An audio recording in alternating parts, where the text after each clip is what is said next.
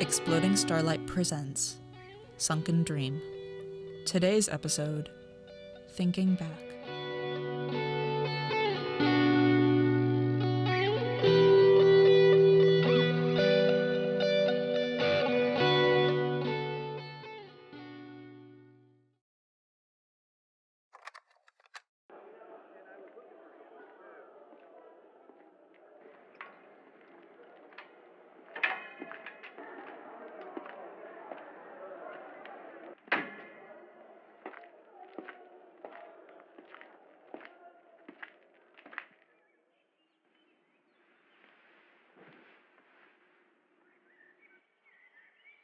Hi, Alfred.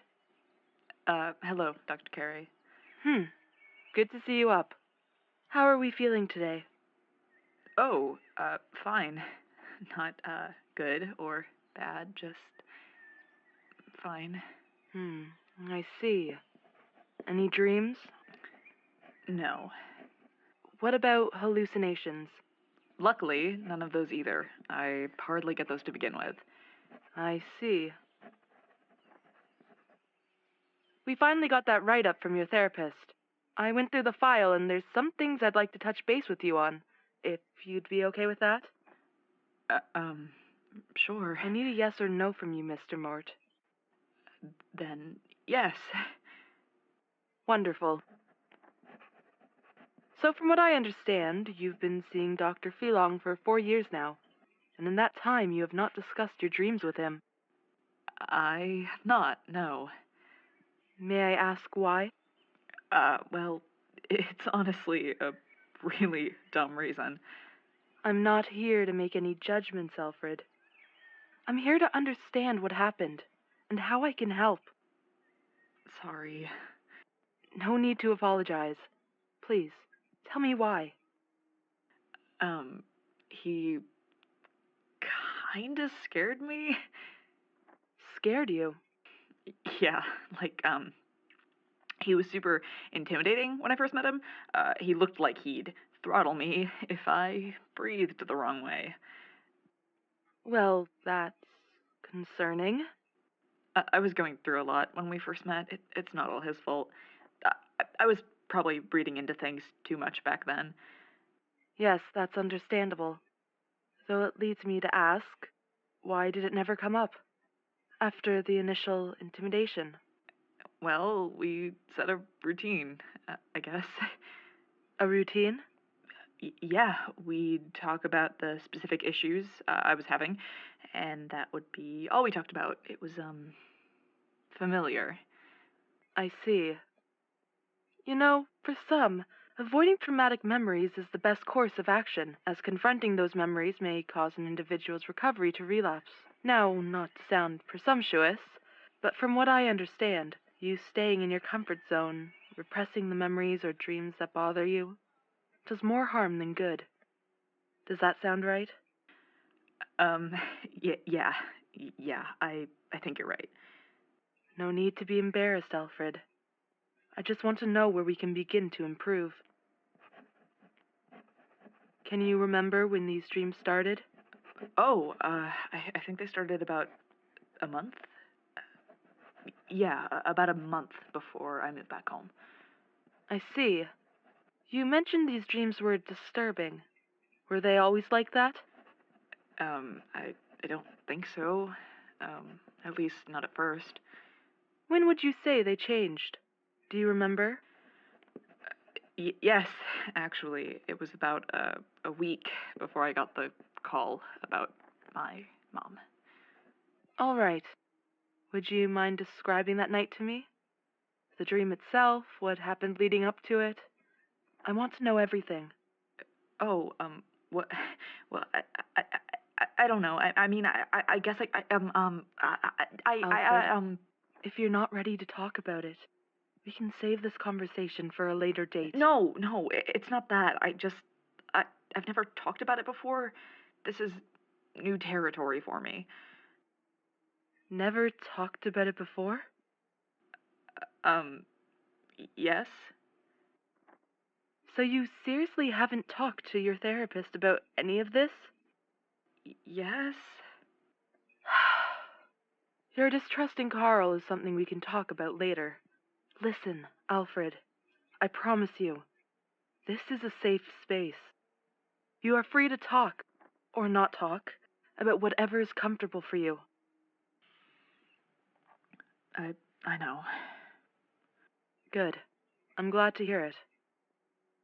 So, where would you like to take this conversation? I I think I'd like to talk about it. That is wonderful to hear, Alfred. Whenever you're ready. Uh, right. So I moved out when I turned 18. I had been working and saving up, but nothing prepares you for moving cross country. I hear you there. Yeah. I think I told you about my sister. I believe you did. Emily, right? Yeah. She hated that I wasn't home. She would steal Mom's phone, call me, and tell me she'd walk all the way to California if I didn't come back. She was 12, so it was all talk, but she used to insist she was going to. That she didn't care if the police went after her, she was gonna walk all the way to Cali and drag me back home by the ear.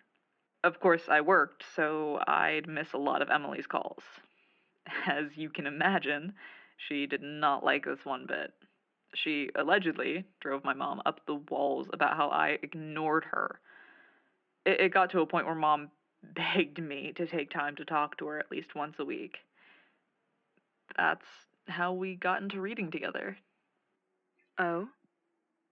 Yeah, it became routine. Every Friday, Emily would call me, I'd pick up, and I'd read to her. At first, she hated the idea, used to tell me she wasn't a kid and she could read her own books. But after a while, she warmed up to it. Em's a very academic kid. I think it was nice to have something read to her that wasn't school related. I was reading the Iliad the night I had that first nightmare. The Iliad. Kind of a dark story for a kid. She was watching murder mysteries in secret by the time she was 6. And this was the beginning of her mythology phase.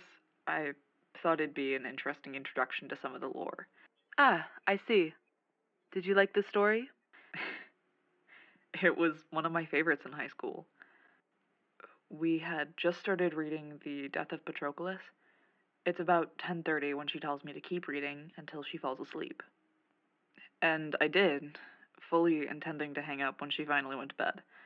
So I hear her start to snore. I go to put the book down, but I couldn't. Couldn't what exactly? I couldn't put the book down. Or stop reading, for that matter. Well, that's odd. It was scary when it happened. How so? I mean it when I tell you I couldn't stop. It was like someone was sitting next to me, holding a gun to my head, and if I stopped, they would, well, you know. Was it like a hallucination? No, it was just this impending feeling of if I stopped, something seriously bad would happen to me. Interesting. So, then what? I got to the part where Hector was mocking Patroclus.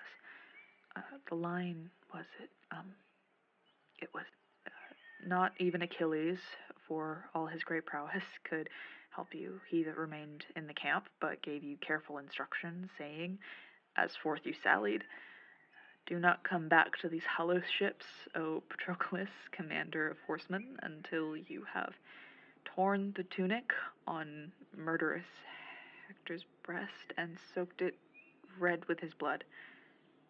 Yes, I can hear him saying it now. And you were the miserable fool he persuaded. That it was that line, it kind of snapped me out of it. Wow, you weren't kidding when you said it was your favorite. My apologies. I can only imagine how terrifying the whole ordeal must have been. On that note, you still haven't told me about the dream. Sorry, I was getting there. So, when I finally stopped reading, I was in a hurry to get to bed. I was freaked out and really just wanted to forget about the whole thing, so I threw the book on the ground, finally hung up the phone, and turned the light off. I was hiding under the covers, like I did when I was younger, and sleep came easily after that. For a little while, my mind was completely blank. Next thing I know, I'm standing in this large field. It was huge, going over the horizon. The grass was so tall it brushed my fingertips. I remember hating the feeling of it. So I pulled my hands to my chest. I held them there for a second before pulling them away and looking at them. My hands were large and covered in mud all the way up to my elbows. I was going to wipe the mud off on my pants, but the hands, they changed. One moment, they're just these normal, dirty hands. The next, they're claws. Massive claws that felt sticky. That they were shaking really bad. The clawed hands flexed, and they were normal hands again. I couldn't help but notice the normal hands weren't shaking.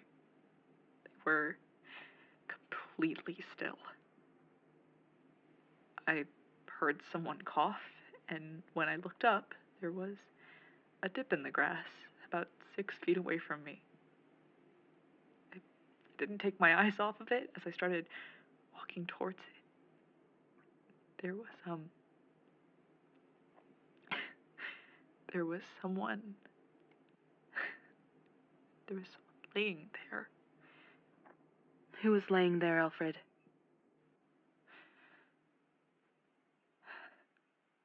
My mom. Dr. Carey, I don't think... Can we... We can stop here, Alfred. You did really good today. I'm making so much progress just from you telling me all of this.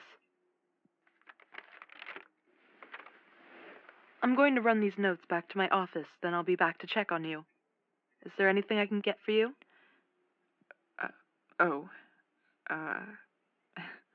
Do you need me to stay with you until you're feeling better? No, I'm fine. Thank you. If you wouldn't mind grabbing me a notebook and a pen, I would really appreciate it. The best I can promise is some paper and a marker. That works. Alrighty then. I will be right back. All right.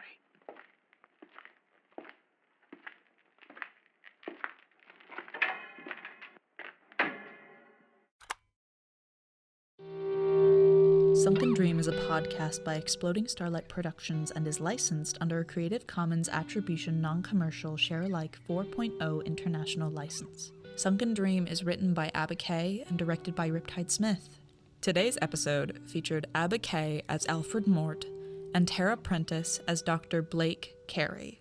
Follow our Instagram and Twitter at Sunken Dream Pod, and be sure to rate and review us on iTunes. Sweet dreams, dear listeners.